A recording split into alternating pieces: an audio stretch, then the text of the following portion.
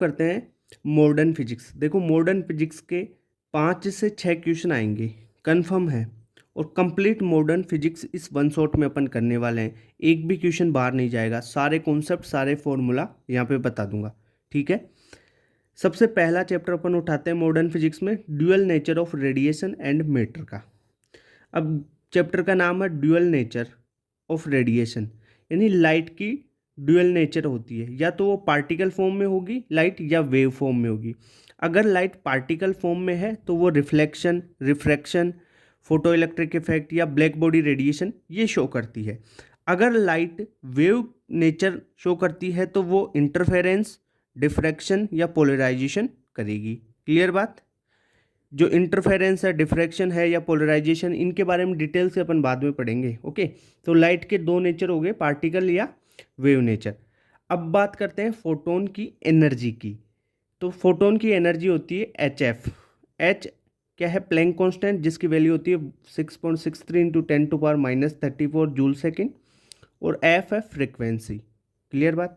अगर फ्रिक्वेंसी को अपन क्या लिख सकते हैं? सी बाई लेमडा। सी क्या है? जो लाइट की स्पीड है वो, यानी 3 × 10⁸ मीटर पर सेकेंड, ठीक है। और लेमडा क्या है? लेमडा है वेवलेंथ, ओके। अगर आपको एनर्जी इलेक्ट्रॉन वोल्ट में पूछी जाए और लेमडा एंगस्ट्रॉम में दी जाए ना, तो ये फॉर्मूला लगा लो, 12400 बटा ये लेमडा एंगस्ट्रॉम में रखनी है आपको, ठीक है। तो एनर्जी इलेक्ट्रॉन वोल्ट में आ जाएगी। लेमडा क्या है? वेवलेंथ है। और 1 इलेक्ट्रॉन वोल्ट बराबर कितना जूल होता है? 1.6 इंटू 10⁻19 जूल होता है, ओके। एक फॉर्मूला और याद रख लो, मैंने जो एच सी है उसकी वैल्यू को मल्टीप्लाई करके डायरेक्ट फॉर्मूला बना दिया ये, कि अगर लेमडा आपको मीटर में दिया हुआ हो, वेवलेंथ मीटर में दिया हुआ हो, और एनर्जी आपको जूल में पूछी जाए, तो एनर्जी का फॉर्मूला क्या लगाओगे? एनर्जी बराबर 2 × 10⁻25 बटा लेमडा इन मीटर। तो जूल में आपको एनर्जी मिल जाएगी। Clear, okay. अगर आपको नंबर ऑफ फोटॉन्स बहुत ज़्यादा दिए जाएं, यानी नंबर ऑफ फोटॉन्स दिए जाएं, तब एनर्जी पूछे, तो E बराबर n h c by lambda. यहाँ एन क्या है? नंबर ऑफ फोटॉन्स है। क्लियर बात, ओके। दूसरी बात फोटोन, फोटोन के बारे में करते हैं अपन। जो फोटोन है वो चार्ज जीरो रखते हैं, और इनका रेस्ट मास होता है ना, वो भी जीरो होता है। तो फोटोन का रेस्ट मास जीरो और चार्ज भी जीरो होता है। अगर अपन फोटोन की स्पीड की बात करें वैक्यूम में, तो वो लाइट की स्पीड के बराबर ही होती है, और सी बराबर होता है 1/√μ0 ε0, ठीक है। परमिटिविटी और परमिएबिलिटी। अब बात करें speed of photon in medium. Medium में तो म्यू से आपको डिवाइड करना है सी को, तो वेलोसिटी फोटोन की मीडियम में v बराबर c बाई म्यू। तो ये म्यू की वैल्यू क्या हो जाएगी? म्यू आर एप्सिलॉन आर का रूट, ठीक है, ओके। इतनी बात। और v बराबर क्या होता है? अगर देखो v बराबर म्यू आर एप्सिलॉन आर करते हैं c बटा, तो अगर c को उठाएंगे तो c बराबर 1/म्यू नोट एप्सिलॉन नोट का रूट होता है। तो अपन v बराबर 1/√μm एप्सिलॉन m, यानी m का मतलब है मीडियम के लिए, म्यू आर होता है रिलेटिव के लिए, ठीक है। ये अपन कर सकते हैं इसमें, ओके। दूसरी बात, photon can't deviate in electromagnetic field, ठीक है। Photon experience gravitational field. जो फोटोन है वो इलेक्ट्रिक फील्ड और मैग्नेटिक फील्ड, जो इलेक्ट्रोमैग्नेटिक फील्ड होते हैं उसमें डेविएट नहीं करते हैं। पर जो फोटोन है, अगर वेलोसिटी है तो उसके पास मास होगी, और रेस्ट मास इसका जीरो होता है। वेलोसिटी है तो मास होगा, वेलोसिटी के साथ में मास होता है, तो ये ग्रेविटेशनल फील्ड में को एक्सपीरियंस कर पाता है, ठीक है, यानी अट्रैक्ट होता है, ओके। इतनी बात क्लियर। अब अपन ईएम स्पेक्ट्रम की बात करते हैं। देखो ईएम स्पेक्ट्रम की बात करते हैं। पहले तो इलेक्ट्रोमैग्नेटिक स्पेक्ट्रम आपको याद करना पड़ेगा, यानी gamma rays, X rays, UV rays, जो है विजिबल रीजन, इंफ्रारेड, माइक्रोवेव और रेडियो वेव, ये बात होगी। अगर अपन गामा रेज से रेडियो वेव्स की तरफ जाते हैं तो वेवलेंथ बढ़ती है, यानी रेडियो वेव की वेवलेंथ सबसे ज़्यादा, वेवलेंथ ज़्यादा तो एनर्जी कम। ठीक है। वेवलेंथ और एनर्जी में इनवर्स रिलेशन होता है ना, अपन ने पढ़ा था ई बराबर एच सी बटा लेमडा। तो लेमडा बढ़ेगी तो ई घटेगी, यानी गामा रेज की एनर्जी सबसे ज़्यादा, सही है। ओके, इनकी लेमडा कम, रेडियो वेव की एनर्जी कम और वेवलेंथ ज़्यादा। क्लियर बात, ये चीज़ गड्डी एक्सयूवी इन माई रेंज से आप इसको याद कर सकते हो, ट्रिक है ये। ओके, अपन बात करें फोटोन की, है ना।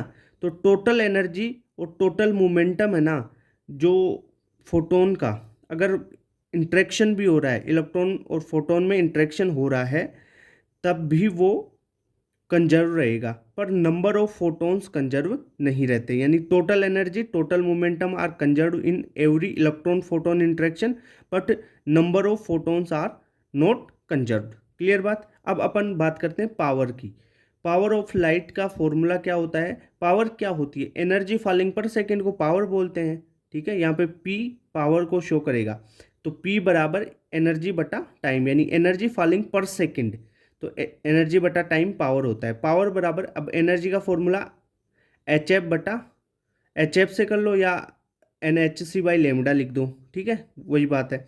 तो एन एच एफ बटा टी या n h c by lambda into t. Okay, यहाँ पे एन क्या है? एन है नंबर ऑफ फोटॉन्स। अगर आप number of photons per second लिखना चाहते हो तो कैपिटल एन लिखो, और कैपिटल एन बराबर एन अपॉन टी हो जाता है, ठीक है। तो पी बराबर कैपिटल एन यानी number of photons per second, t का भाग दे दिया ना, into h c by lambda.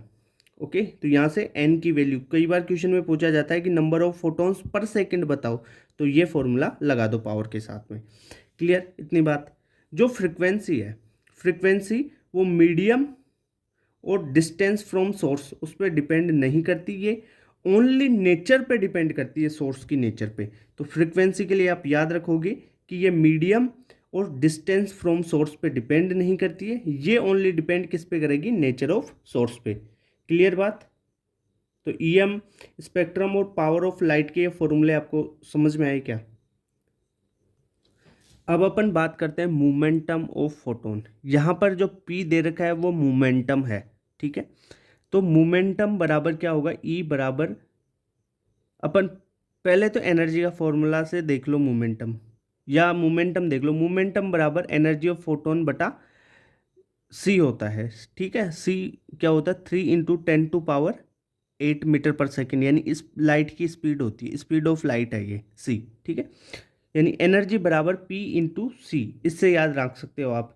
ई बराबर पी सी या ई बराबर सी पी, ऐसे भी याद रख सकते हो, ठीक है। ई बराबर सी पी से इसको मैंने याद रखा हुआ, ई बराबर सी पी। पी क्या है? मोमेंटम, ठीक है। ई बराबर सी पी से याद रह जाएगा आपको। तो पी बराबर एनर्जी ऑफ फोटोन बटा सी हो जाएगा। एनर्जी ऑफ फोटोन को क्या लिख सकते हो आप? एच एफ लिख सकते हो, ठीक है। या एच एफ को, एफ को क्या लिख सकते हो? C by lambda. तो अगर एफ को सी बाई लेमडा लिखोगे तो सी से सी यहाँ कैंसिल हो जाएगा, तो एच बाई लेमडा बचेगा। यानी मोमेंटम ऑफ फोटोन यानी पी बराबर एच बाई लेमडा, ये फॉर्मूला आपको याद रखना है एक। तो दूसरा ई बराबर सी पी, ई बराबर सी पी ऐसे याद रख सकते हो इसको। ई बराबर सी यानी लाइट की स्पीड है, इंटू पी क्या है? मोमेंटम। क्लियर बात। ओके, इतनी बात क्लियर होगी। अब अपन बात करते हैं इंटेंसिटी की। जो इंटेंसिटी है वो है क्या भाई? Total energy of light falling पर सेकंड और पर यूनिट एरिया, यानी एनर्जी बटा एरिया इंटू टाइम होती है इंटेंसिटी, ठीक है। एनर्जी, जो इंटेंसिटी क्या होती है? एनर्जी बटा एरिया इंटू टाइम। ओके, इसको क्या लिख सकते हो? एनर्जी बटा टाइम को क्या लिख सकते हो आप? पावर। एनर्जी बटा टाइम को पहले बताया था, अभी पावर लिख सकते हैं, तो पावर बटा एरिया भी इंटेंसिटी ही होगी। क्लियर बात। अब अगर एनर्जी है, इस एनर्जी को क्या लिख सकते हो भाई? एच एफ लिख सकते हो, और एफ को क्या लिख सकते हो? C by lambda. तो n h c by lambda into A t लिख सकते हो इसको। क्लियर। तो ये इंटेंसिटी के वेरियस फॉर्मूले आप बना सकते हो, एनर्जी की वैल्यू पुट करके और पावर की वैल्यू पुट करके। क्लियर बात। ओके, एक सीधी सी चीज़ आप याद रखो, जो इंटेंसिटी है वो number of photons crossing from unit area पर सेकेंड उस पर डिपेंड कर रही है। यानी इंटेंसिटी हो क्या गई? ये एक फ्लक्स के रूप में काम कर रही है भाई। Number of photon crossing from per second from per unit area, यानी एक सेकेंड में यूनिट एरिया में कितने फोटोन क्रॉस कर रहे हैं, यानी वो फोटोन का फ्लक्स हो गया। क्लियर बात। तो फोटोन फ्लक्स इंटेंसिटी ही होगी। क्लियर बात। क्वेश्चन में पूछा जाए फोटोन फ्लक्स तो इंटेंसिटी के फॉर्मूले से निकाल दोगे। देखो रेडिएशन प्रेशर दो टाइप से पूछा जाएगा, दो सरफेस के लिए पूछा जाएगा। या तो सरफेस कंप्लीटली एब्जॉर्बिटिव हो, यानी कंप्लीट एब्जॉर्व कर रही हो, या कंप्लीटली रिफ्लेक्ट कर रही हो उसके लिए। या अगर पार्शियली रिफ्लेक्ट या पार्शियली आपको एब्जॉर्व कर रही है ना, तो भी एक फॉर्मूला बता दूंगा, पर उससे ज़्यादातर क्वेश्चन नहीं आते। क्वेश्चन डायरेक्ट आएगा, क्वेश्चन में बोला होगा कंप्लीटली एब्जॉर्प्टिव सरफेस या कंप्लीटली रिफ्लेक्टिंग सरफेस। ठीक है, तो प्रेशर का फॉर्मूला क्या होगा? प्रेशर होगा इंटेंसिटी बटा लाइट ऑफ स्पीड। ठीक है, तो प्रेशर बराबर I/C, ये होगा कंप्लीटली एब्जॉर्प्टिव सरफेस के लिए। अगर अपन बात करें कंप्लीटली रिफ्लेक्टिंग सरफेस, तो रिफ्लेक्टिंग सरफेस है तो उसके लिए आपको 2 के फैक्टर से मल्टीप्लाई करना पड़ेगा, यानी प्रेशर बराबर 2I/C। क्लियर बात। ओके, अब देखो जो I का फॉर्मूला है वो अपन ने अभी पढ़ा था कि जो इंटेंसिटी है वो पावर बटा एरिया होती है। क्लियर। अरे निकाला था ना भाई, I बराबर E/80, और E/80 को क्या लिखा था अपन ने? पावर। ठीक है, तो इंटेंसिटी बराबर पावर बटा एरिया। तो यहाँ पर प्रेशर की वैल्यू और पावर की वैल्यू में देखो, इस आई की वैल्यू ये कर दो पावर बटा एरिया, तो प्रेशर बराबर पावर बटा एरिया इंटू सी हो जाएगा इसके लिए। तो और वही कंप्लीटली रिफ्लेक्टिंग सरफेस के लिए वही 2 से मल्टीप्लाई कर दो, तो 2 इंटू पावर बटा एरिया इंटू स्पीड की, इस लाइट की स्पीड। ठीक है, ओके। तो एक बात समझ में आई तुम्हारे को क्या, कि अगर कंप्लीटली एब्जॉर्प्टिव सरफेस है ना तो भाई सिंगल होगा, और रिफ्लेक्टिंग सरफेस है तो उसके 2 के फैक्टर से देखो हर फॉर्मूले को मल्टीप्लाई करना है। ये सीधा फंडा याद रख लो। फोर्स क्या होता है? प्रेशर इंटू एरिया, तो फोर्स बराबर पावर बटा सी हो जाएगा। तो यहाँ पर तो 2 इंटू पावर बटा सी रह जाएगा। क्लियर। अरे फोर्स, ये तो मेन फॉर्मूला तो सेम ही रहेगा ना, फोर्स बराबर प्रेशर इंटू एरिया। जो अपन चेंज करेंगे इंटेंसिटी या जो पावर में, वो चेंज हो जाएगा, यानी पावर बटा सी ये हो जाएगा 2 इंटू पावर बटा सी। ये सारे फॉर्मूले देख लेना, इतनी बार हो गई है ना। अगर पार्शियली आपको दिया जाए कि रिफ्लेक्शन कोफिशिएंट इतना है और सरफेस जो कंप्लीटली रिफ्लेक्टिंग नहीं है और उसका रिफ्लेक्टिंग कोफिशिएंट दे रखा हो, तब प्रेशर के लिए जो फॉर्मूला लगाओगे वो क्या लगाओगे? प्रेशर बराबर I/C इंटू 1 प्लस रो। रो क्या है? यहाँ पर रिफ्लेक्टिंग कोफिशिएंट है। अगर देखो यहाँ पर वो बोला जाए तो एक तो कंप्लीटली रिफ्लेक्टिंग हो जाए, कंप्लीटली रिफ्लेक्टिंग के लिए रो बराबर 1 लोगे, तो यहाँ पे 1 रखोगे तो प्रेशर बराबर 2I/C आ गया ना। अगर यहाँ पर वो बोले कि कोई भी रिफ्लेक्शन नहीं हो रहा है, रिफ्लेक्शन नहीं हो रहा है इसका मतलब वो कंप्लीटली एब्जॉर्व कर रहा है, और तो कंप्लीटली एब्जॉर्व कर रहा है मतलब नो रिफ्लेक्शन, यानी रो बराबर 0, तो यहाँ पे 0 रखोगे तो प्रेशर बराबर I/C आ जाएगा। समझ गया।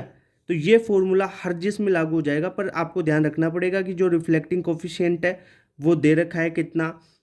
फुल के लिए 1 हो जाएगा कंप्लीटली रिफ्लेक्टिंग सरफेस के लिए, और एब्जॉर्प्टिव के लिए जो रिफ्लेक्शन कोफिशिएंट है वो 0 होता है। क्लियर बात। और मेन फॉर्मूला आपको प्रेशर का ध्यान रखना, प्रेशर बराबर I/C, प्रेशर बराबर 2I/C। अपन बात करते हैं फोटो इलेक्ट्रिक इफेक्ट की। फोटो इलेक्ट्रिक इफेक्ट क्या है? Emission of electron from metal surface by the falling of light of sufficient energy. अगर सफिशिएंट एनर्जी की लाइट किसी मेटल सरफेस पे इंसिडेंट होती है, तब उस मेटल सरफेस से इलेक्ट्रॉन्स का इजेक्शन होता है। यही फोटो इलेक्ट्रिक इफेक्ट है। इसमें अपन कॉन्सेप्ट पढ़ेंगे कि जो मेटल है उसका वर्क फंक्शन क्या होता है। तो minimum energy required to eject the electron from metal surface. अगर देखो जो मेटल का वर्क फंक्शन है ना, उससे ज़्यादा एनर्जी फॉल होगी तभी इलेक्ट्रॉन इजेक्ट हो पाएगा मेटल से, वरना इलेक्ट्रॉन का इमिशन नहीं होगा। ठीक है, इसके लिए जो वर्क फंक्शन की बात करें तो ये मेटल के नेचर पे डिपेंड करती है, हर मेटल का वर्क फंक्शन अलग अलग होगा। ठीक है, ओके। तो इससे अपन फोटो इलेक्ट्रिक इफेक्ट की जो इक्वेशन है वो क्या लिखेंगे, अगर ई फोटोन लाइट इंसिडेंट हो रही है किसी मेटल पे, उसका वर्क फंक्शन फाई है, और जो इलेक्ट्रॉन निकल रहा है उसकी एनर्जी काइनेटिक एनर्जी उसकी के ई है, ठीक है। तो E photon is equal to phi, phi क्या है, ये वर्क फंक्शन है, plus kinetic energy of maximum, ठीक है, मैक्सिमम काइनेटिक एनर्जी। अब जो के ई मैक्स है उसको ई वी नोट लिख सकते हैं, वी क्या है, स्टॉपिंग पोटेंशियल, तो उससे लिख लो, और एनर्जी को एच और फ्रिक्वेंसी से लिख सकते हैं, तो एच एफ बराबर phi naught plus e V naught, ठीक है। या ई वी नोट को काइनेटिक एनर्जी लिख रहे हैं, या इसे हाफ एम वी स्क्वायर भी लिख सकते हैं एनर्जी को, तो हाफ एम वी स्क्वायर भी लिख सकते हैं, ठीक है। तो ये तीन फॉर्म हो गई फोटो इलेक्ट्रिक इफेक्ट की। तो इस फॉर्म से आप जो फॉर्मूले हैं वो याद रख लो कि energy of photon is equal to phi यानी work function plus kinetic energy, okay. अब देखो condition for photoelectric effect, यानी कब फोटो इलेक्ट्रिक इफेक्ट होगा, जब जो एनर्जी आई है फोटोन की वो इस वर्क फंक्शन से ज़्यादा हो, ठीक है, तब फोटो इलेक्ट्रिक इफेक्ट होगा। या जो फ्रिक्वेंसी है इंसिडेंट लाइट की वो इस मेटल का जो वर्क फंक्शन है उसकी फ्रिक्वेंसी है, मान लो एफ नोट है, थ्रेशोल्ड फ्रिक्वेंसी इसकी है ना, तो उस थ्रेशोल्ड फ्रिक्वेंसी से ज़्यादा होनी चाहिए। या अगर लेमडा की बात करें तो देखो energy directly proportional to frequency होती है और इन्वर्सली प्रोपोर्शनल टू वेवलेंथ होती है। तो वेवलेंथ में इन्वर्सली प्रोपोर्शनल है तो उल्टा काम हो जाएगा, मतलब जो इंसिडेंट फोटोन है ना उसकी वेवलेंथ कम होनी चाहिए, ठीक है, और जो मेटल है यानी थ्रेशोल्ड वेवलेंथ है वो ज़्यादा होनी चाहिए, तभी फोटो इलेक्ट्रिक इफेक्ट होगा। तो ये चीज़ आपको समझ में आई, फोटो इलेक्ट्रिक इफेक्ट कब होगा, कंडीशन। देखो यहाँ पे लेमडा जो वेवलेंथ है उसका कॉन्सेप्ट अच्छे से ध्यान रखना कि लेमडा नोट यानी थ्रेशोल्ड वेवलेंथ ज़्यादा होनी चाहिए और थ्रेशोल्ड फ्रिक्वेंसी कम होनी चाहिए। क्लियर बात, ओके। चलो आगे बढ़ते हैं अपन। अब बात करते हैं, देखो एक चीज़ देख लो, इंटेंसिटी की बात करेंगे और स्टॉपिंग पोटेंशियल और करंट, करंट कैसे वेरी करता है। तो एक चीज़ देखो, एनर्जी फ्रिक्वेंसी के प्रोपोर्शनल है, तो ग्राफ अगर एनर्जी और फ्रिक्वेंसी का बनाओगे तो डायरेक्टली प्रोपोर्शनल का बन जाएगा। और एक बात ध्यान रखना, जो इंटेंसिटी होती है ना, इंटेंसिटी नंबर से रिलेटेड है, तो इंटेंसिटी नंबर ऑफ फोटोन के डायरेक्टली प्रोपोर्शनल होगी, ओके।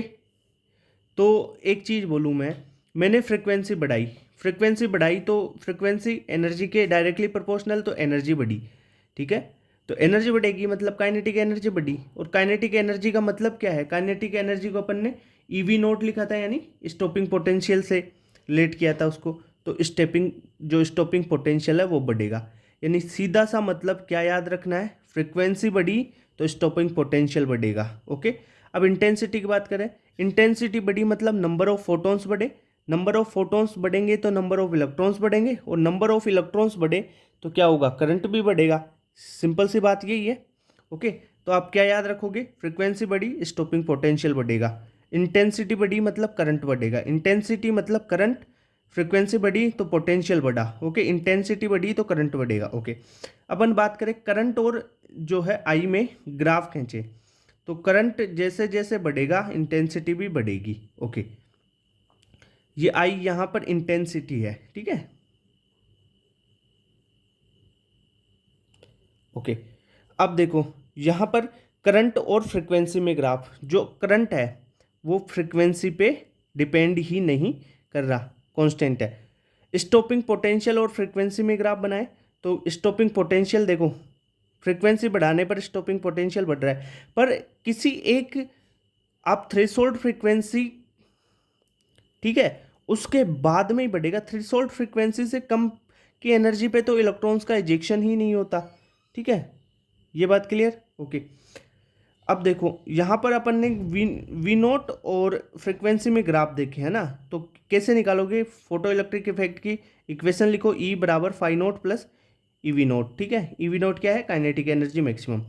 तो यहाँ से क्या करो, जो ई एनर्जी है उसको एच एफ लिख लो, फाई को इधर लेके आओ, यानी वर्क फंक्शन है फाई, फाई क्या है, वर्क फंक्शन बराबर ई वी नोट कर लो इसको।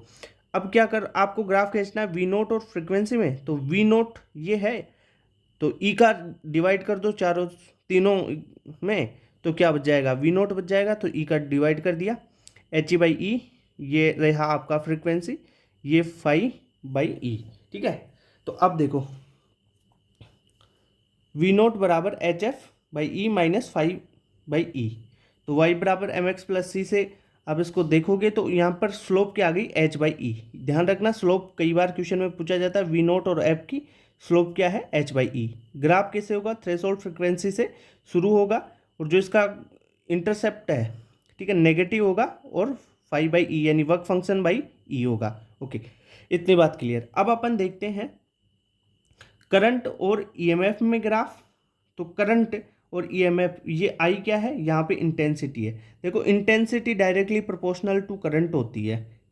यहाँ पे आपको देखना है I1, I2 और I3 कौन सी इंटेंसिटी ज़्यादा है। देखो जैसे जैसे करंट बढ़ेगा इंटेंसिटी बढ़ेगी। यहाँ पे करंट कम है, यहाँ पे ज़्यादा है करंट, यहाँ पे और ज़्यादा है। तो I1 ज़्यादा होगी, I2 कम होगी और I3 उससे भी कम होगी। देखो जैसे जैसे करंट बढ़ रहा है, इस एक्सिस पे करंट बढ़ रहा है ना, तो करंट देखो वी नोट तो सेम है, करंट बढ़ेगा, करंट जैसे जैसे बढ़ेगा इंटेंसिटी वैसे वैसे बढ़ेगी। ओके, अब करंट और इसमें अपन ईएमएफ में ही ग्राफ देखते हैं, पर ये अपन फ्रीक्वेंसी का वेरिएशन देखते हैं। यहाँ पर देखो जैसे जैसे अपन ने बढ़ाया, यहाँ पर आ गया आपका सेचुरेशन करंट। ठीक है, अब देखो यहाँ पर इस F1 फ्रिक्वेंसी के लिए ये है वी नोट वन यानी stopping potential 1, stopping potential 2 F2 के लिए, स्टॉपिंग पोटेंशियल 3 F3 के लिए। ठीक है, वी नोट 3।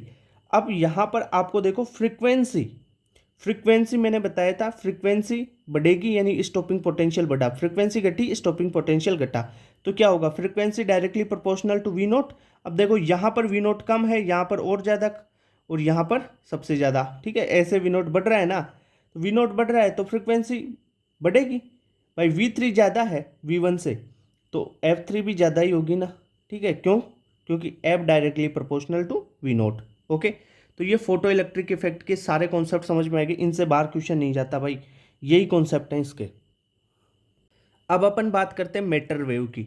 मैटर वेव के जो फॉर्मूले हैं ना भाई, उनको याद कर लो, उनसे बाहर क्वेश्चन नहीं आता। ठीक है, तो मैटर वेव में सबसे पहले डी ब्रोगली के जो वेवलेंथ है उसके फॉर्मूले याद करो।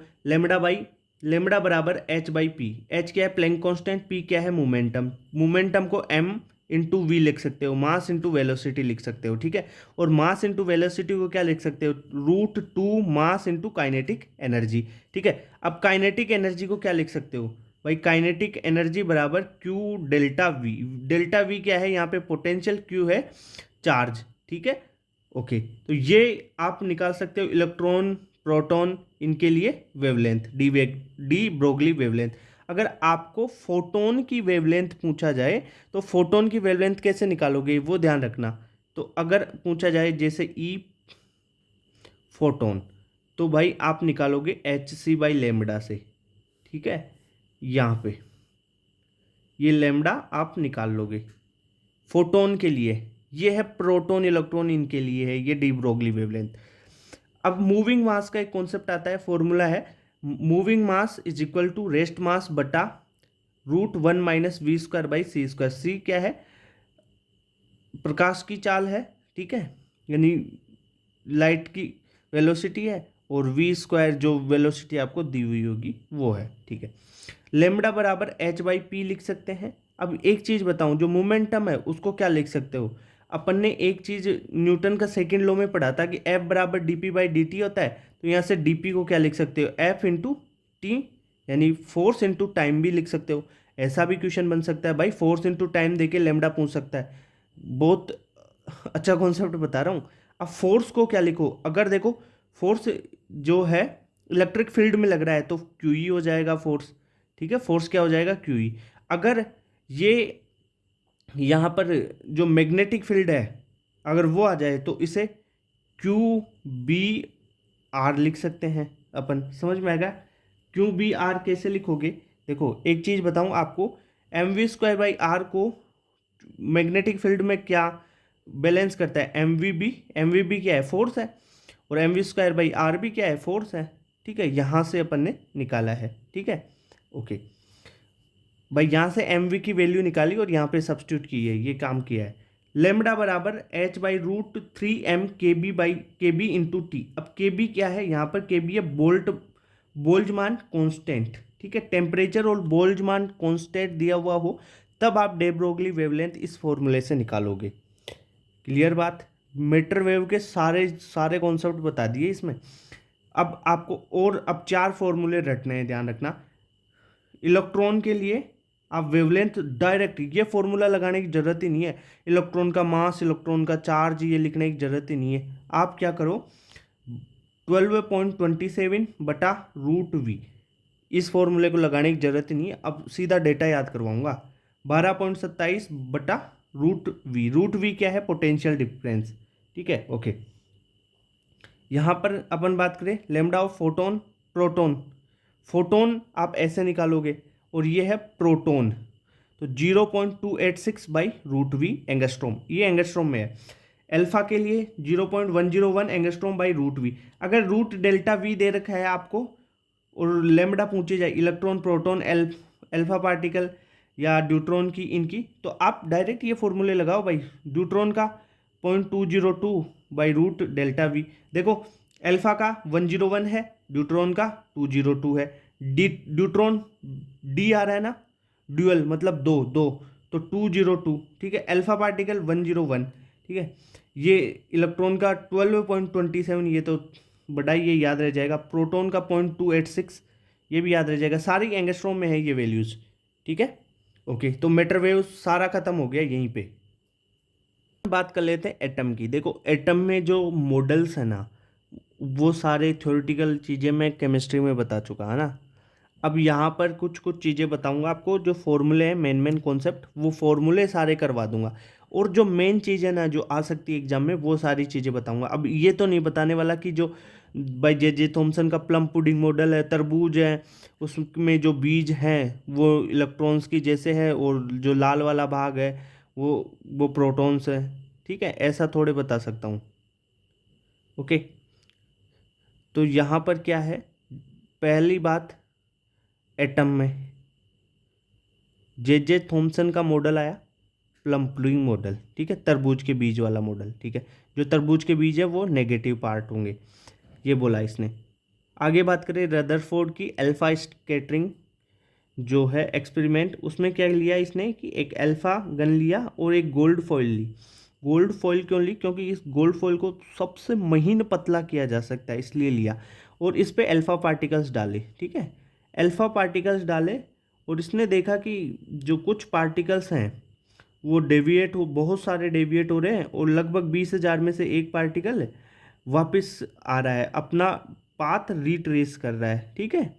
ऐसा बोला तो इसने क्या सोचा कि भाई बीच में जो है रिट्रेस कर रहा होगा तो वहाँ कोई पॉजिटिव चार्ज होगा, और सारा एटम खाली है तो वैसे ही जो है अल्फा पार्टिकल्स निकल गए होंगे। पीछे जेडएनएस की स्क्रीन लगा दी थी ये, तो इसमें जेडएनएस की स्क्रीन में क्या होता है, जैसे जैसे अल्फा पार्टिकल जाएगा वो चमकेगा वहाँ पे, ठीक है।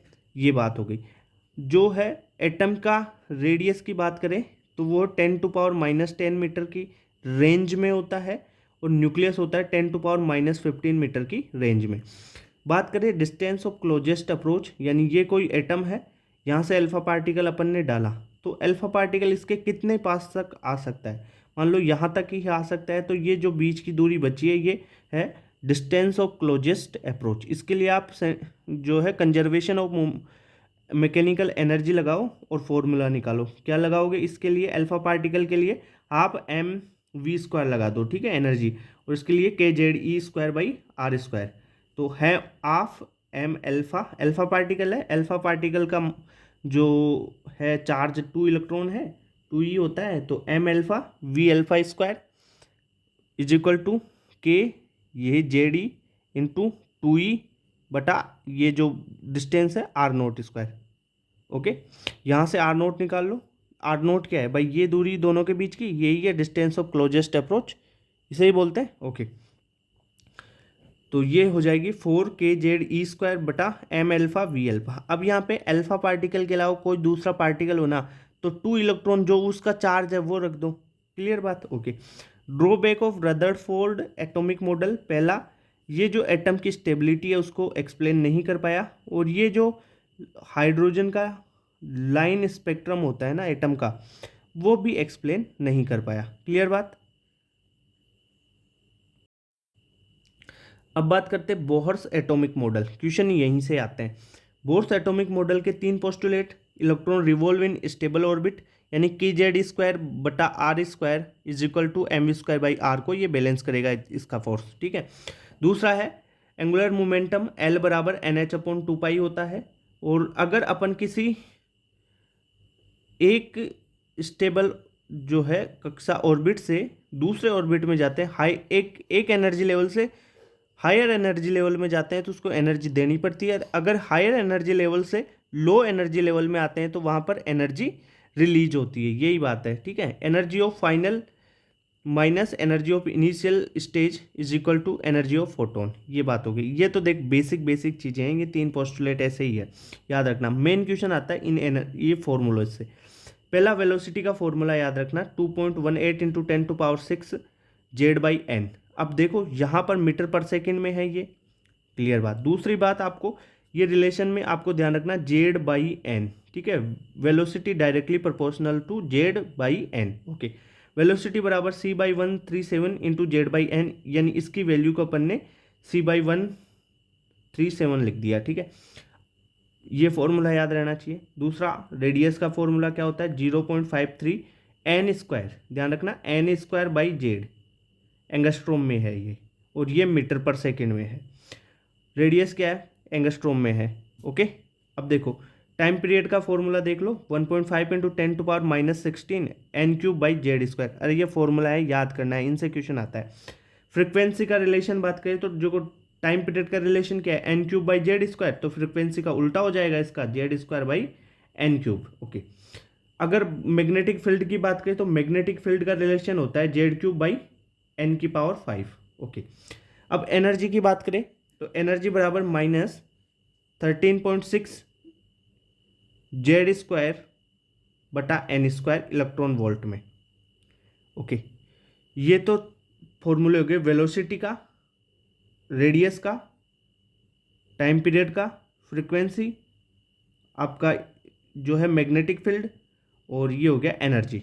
अब यहाँ पर अपन देख अब बात करें काइनेटिक एनर्जी, पोटेंशियल एनर्जी और टोटल एनर्जी में रिलेशन की, और इनमें इनका रेशियो भी पूछा जाता है, इनके फॉर्मूले भी पूछे जाते हैं। तो kinetic energy is equal to kZe²/2r होता है, ये पॉजिटिव में होती है।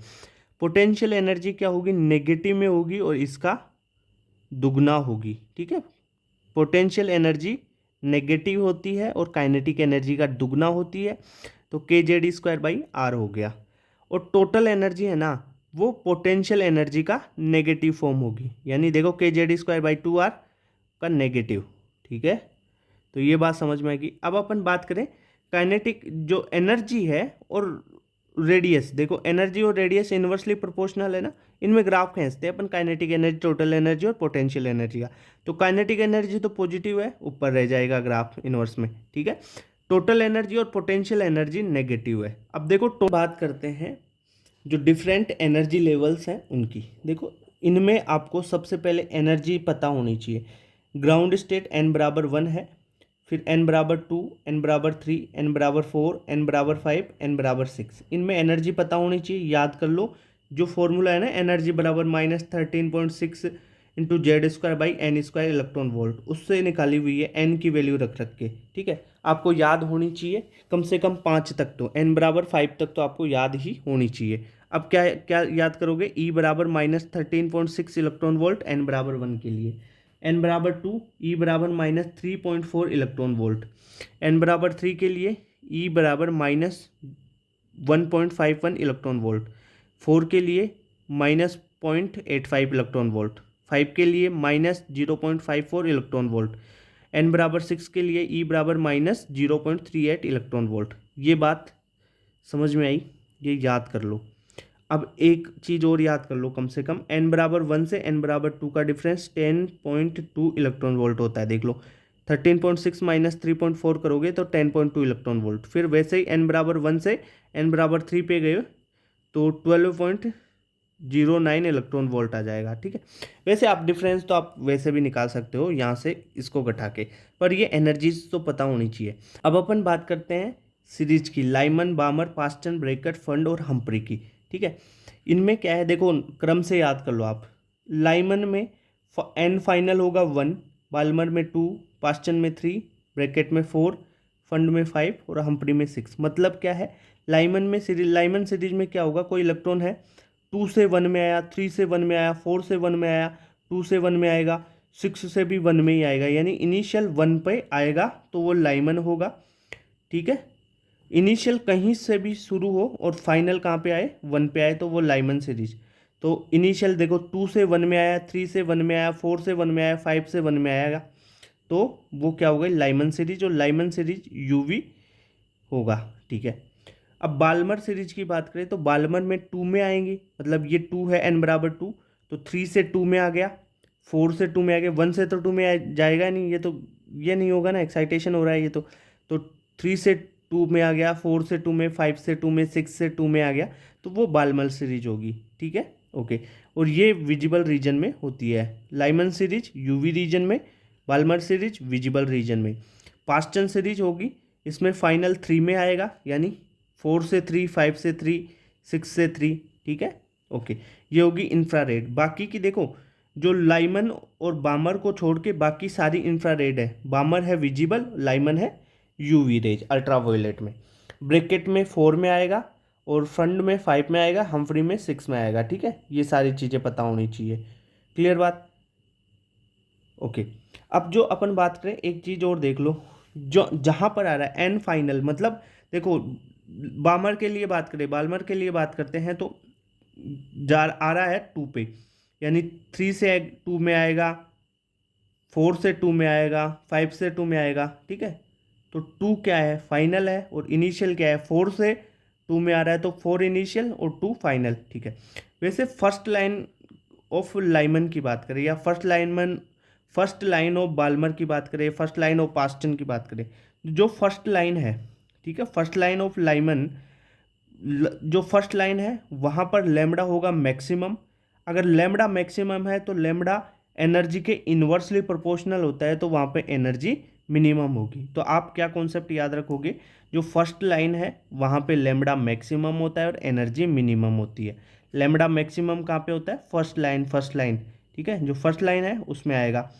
अब देखो लाइमन के लिए फर्स्ट लाइन क्या है, 1 है, बाल्मर के लिए 2 है, पास्टन के लिए 3 है, यानी फाइनल कहाँ पे आ रहा है, फर्स्ट लाइन। ठीक है, उसकी फर्स्ट लाइन का है, जैसे बाल्मर के लिए 2 है तो ये 3 से 2 में आ गया, इसकी फर्स्ट लाइन ये हो गई। अगर पास्टन के लिए बात करें तो 4 से 3 में आ गया, 4 से 3 में आ गया, वो उसकी फर्स्ट लाइन हो गई। तो फर्स्ट लाइन में लेमड़ा मैक्सिमम और एनर्जी मिनिमम होती है। दूसरी बात, आपको ये रीजन्स याद रखना, लाइमन यूवी होता है, बाल्मर विजिबल होता है और बाकी के इंफ्रारेड। हम्प्री होता है फॉर इंफ्रारेड। ठीक है, पर इंफ्रारेड चलेगा, आपको याद रखना। अब अपन एनर्जी के कुछ फॉर्मूले और वेव नंबर के फॉर्मूले बता देता हूँ, यहाँ से भी क्वेश्चन आता है। एनर्जी बराबर एच सी बाई लेमड़ा होता है, और 1 बाई लेमड़ा को अपन वेव नंबर डिनोट करते हैं। तो 1 बाई लेमड़ा क्या हो जाएगा, 1 बाई लेमड़ा बराबर आर जेड स्क्वायर, आपका 1/n² final minus 1/n² initial वाला। ठीक है, ये कैसे लिखा, ये मैंने क्या, ई का फॉर्मूला क्या होता है, एनर्जी बराबर -13.6 जेड² बाई n², उसी को मॉडिफाई किया है। ठीक है, यहाँ पर देखो जो आर है वो होता है रिडबर्ग कांस्टेंट, इसकी वैल्यू होती है 1.1 इंटू 10⁷ मीटर इनवर्स, या आप सिंपल वैल्यू याद रखो तो 1/r की वैल्यू 912 एंगस्ट्रॉम होती है। ओके, यहाँ पर एनर्जी निकालोगे, एनर्जी कैसे निकालोगे, energy equal to SC into R Z. ठीक है, यानी 1/λ, एनर्जी बराबर SC बाई लेमड़ा, तो 1/λ की ये वैल्यू है, तो HC से गुणा कर दोगे तो एनर्जी की वैल्यू आ गई।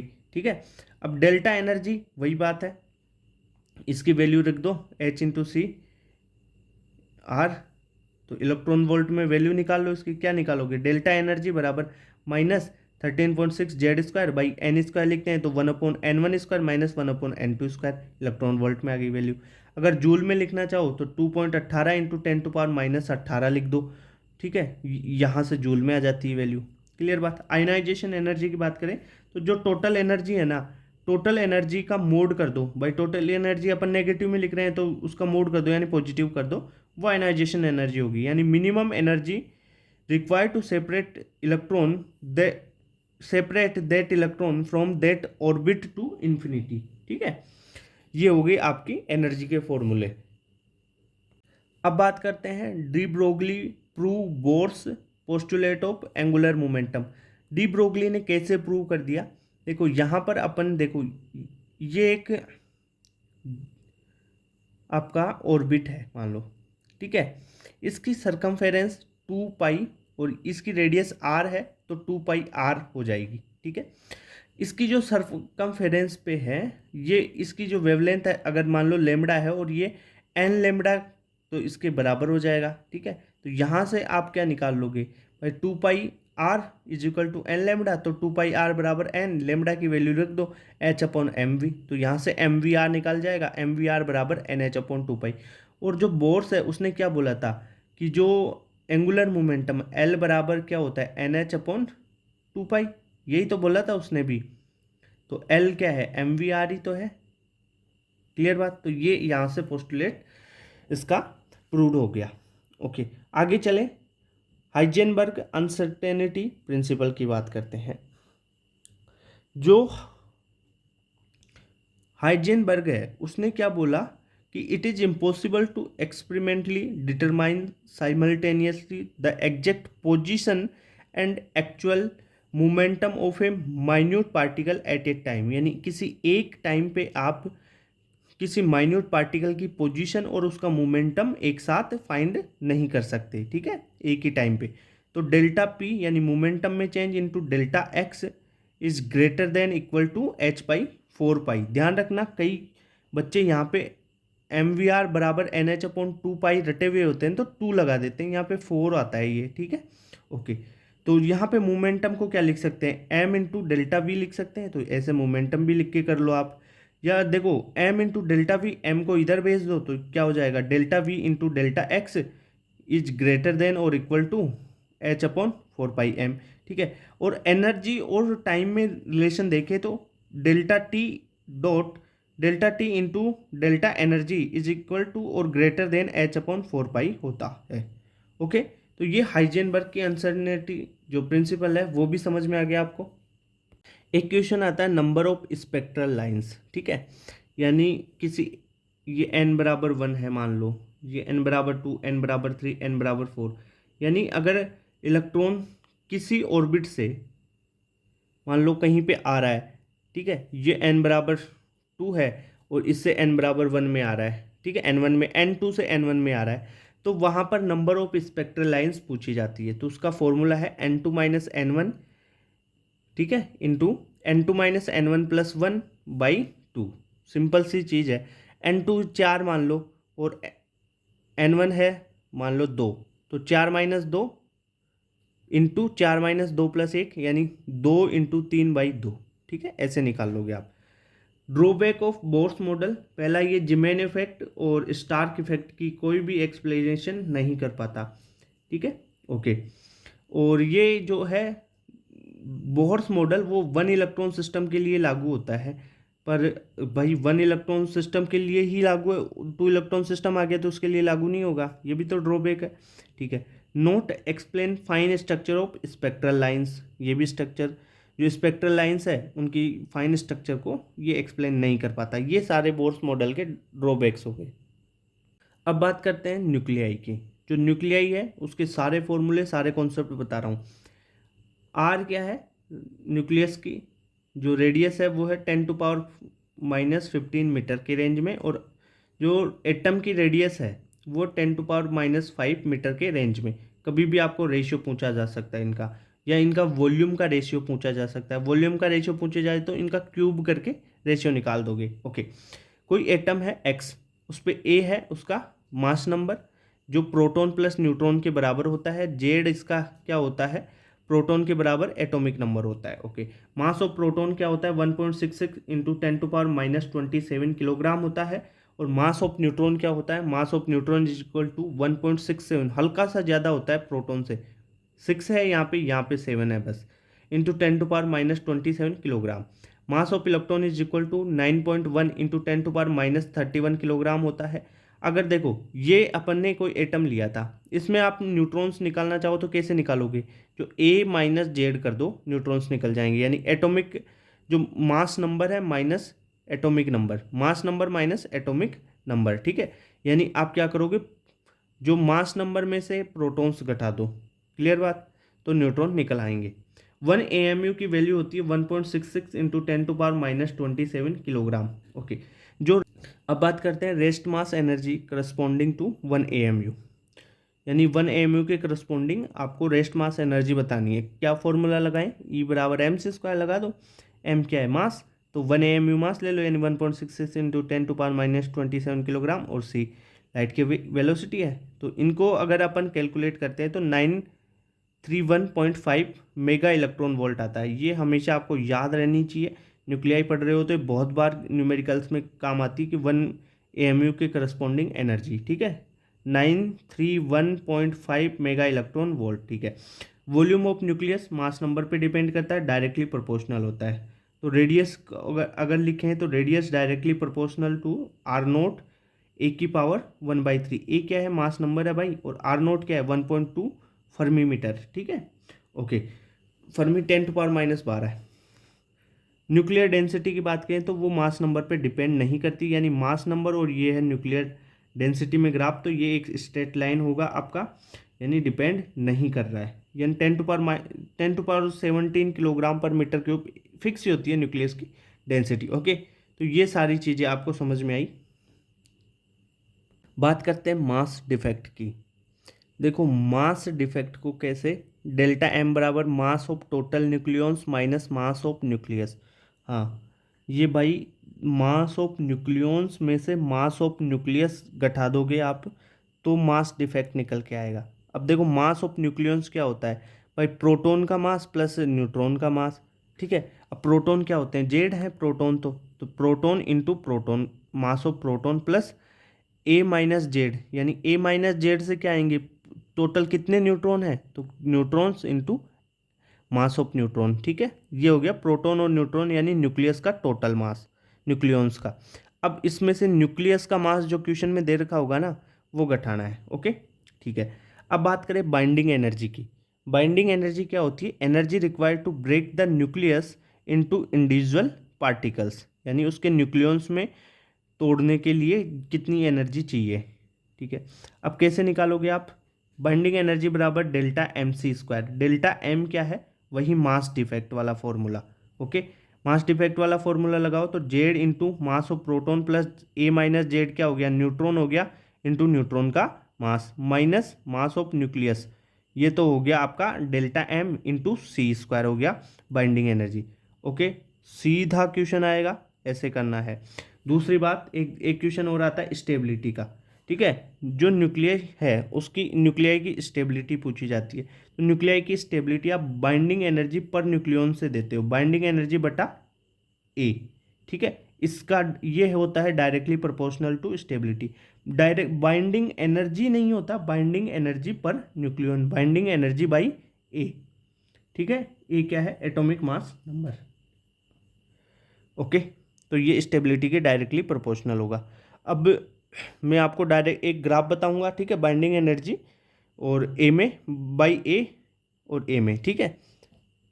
अब बात करें जो मास है ए और जेड का, ठीक है, वो होता है Z into mass of proton plus neutron into mass of neutron minus binding energy बटा सी स्क्वायर। बाइंडिंग एनर्जी बटा सी स्क्वायर क्या निकाल लिया अपन ने, डेल्टा एम तो निकाल लिया।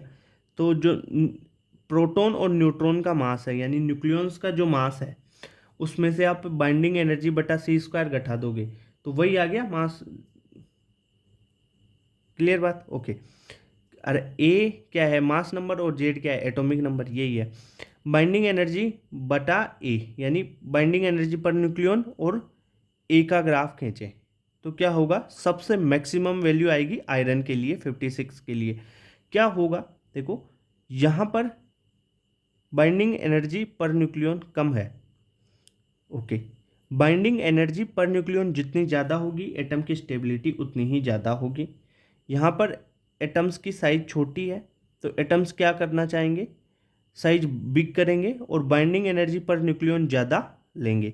ठीक है, तो ये करेंगे। अगर यहाँ पर देखो, यहाँ पर ए ज़्यादा हो गया, ए ज़्यादा है, इसका मतलब क्या हो गया, ए ज़्यादा है, साइज बड़ी तो वो क्या करेंगे, वहाँ बाइंडिंग एनर्जी पर न्यूक्लियन घट रही है यहाँ पर भी, तो ये इस वैल्यू में आना चाहेंगे सारे, इस वैल्यू में।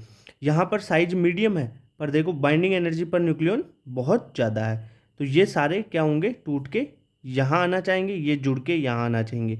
मतलब यहाँ पर जुड़ेंगे और ये टूटेंगे, फ्यूजन और फिजन ये दोनों प्रोसेस होंगी। ठीक है, as mass number increase stability increase then decrease. देखो मास नंबर बढ़ेगा, पहले स्टेबिलिटी क्या होगी, इंक्रीज होगी, फिर डिक्रीज होगी। ठीक है, स्टेबिलिटी हाई कहाँ पे होगी, स्टेबिलिटी हाई यहाँ पे होगी इस रीजन में, क्योंकि देखो बाइंडिंग एनर्जी पर न्यूक्लियन ज़्यादा है, तो यानी 30 से 130 एटॉमिक नंबर, मान लो ए है ना, ए की वैल्यू बात करते हैं मास नंबर की, ए 30 से ज़्यादा हो और 130 से कम हो, तब ही आपका binding energy per nucleon maximum होगा। और ये binding energy per nucleon maximum 8.7 mega electron volt for iron होता है। ये देखो यहाँ पे पीक वैल्यू आ रही है। ओके, और एवरेज वैल्यू इसकी 8 मेगा इलेक्ट्रॉन वोल्ट होती है एवरेज, और मैक्सिमम होती है 8.7 electron volt, mega electron volt. Q value की बात करते हैं, ए प्लस बी से सी प्लस डी बना। ठीक है, और कुछ एनर्जी क्यू निकली, तो ये क्यू वैल्यू क्या है, इस क्यू वैल्यू की आप कैसे निकालोगे, तो Q value is equal to mass of reactant minus mass of product. देखो मास ऑफ रिएक्टेंट ए और बी का, रिएक्टेंट का मास माइनस सी और डी का मास, ठीक है, इंटू सी स्क्वायर, ये आ जाएगी Q value. Okay, Q value binding energy के टर्म में लिखना चाहो तो कैसे लिखोगे, Q value is equal to binding energy of product minus binding energy of reactant. देखो मास में क्या होगा, mass of reactant minus mass of product हो रहा है, पर बाइंडिंग एनर्जी में binding energy of product minus reactant हो रहा है। ठीक है, ओके। अगर मास ऑफ रिएक्टेंट ज़्यादा है मास ऑफ प्रोडक्ट से, तो क्यू वैल्यू क्या होगी, पॉजिटिव, पॉजिटिव होगी तो एक्जोथर्मिक यानी एनर्जी रिलीज होगी। अगर मास ऑफ प्रोडक्ट ज़्यादा है, प्रोडक्ट का मास ज़्यादा है, इस प्रोडक्ट का मास ज़्यादा है, तो क्यू वैल्यू नेगेटिव और रिएक्शन क्या होगी, एंडोथर्मिक। क्लियर बात, ओके। अब यहाँ पर देखो इस क्वेश्चन में क्या दे रखा है, बाइंडिंग एनर्जी पर न्यूक्लियन का एक ग्राफ दे रखा है, इसमें ए बी सी डी ये 4 पॉइंट्स बना रखे हैं। ए प्लस बी से सी प्लस डी कोई रिएक्शन हो रही है, आपको बताना है यहाँ पर क्यू वैल्यू क्या होगी। ओके, तो बाइंडिंग एनर्जी पर न्यूक्लियन देखो कैसे, देखो सी की सबसे ज़्यादा यहाँ पे है, फिर डी की है, उससे कम है बी की, और सबसे कम है ए की। तो आप ऑर्डर बना सकते हो बाइंडिंग एनर्जी पर न्यूक्लियन का, सी की सबसे ज़्यादा, फिर डी, फिर बी, ए। ठीक है, अब देखो ए से ए प्लस बी मिलके क्या बना रहे हैं, सी प्लस डी, यानी ए प्लस बी की बाइंडिंग एनर्जी कम है और इनकी बाइंडिंग एनर्जी पर न्यूक्लियन, देखो पर न्यूक्लियन के लिए बात कर रहे हैं ना अपन, तो पर न्यूक्लियन बाइंडिंग एनर्जी कम है इनकी, ए बी की, और सी डी की ज़्यादा है।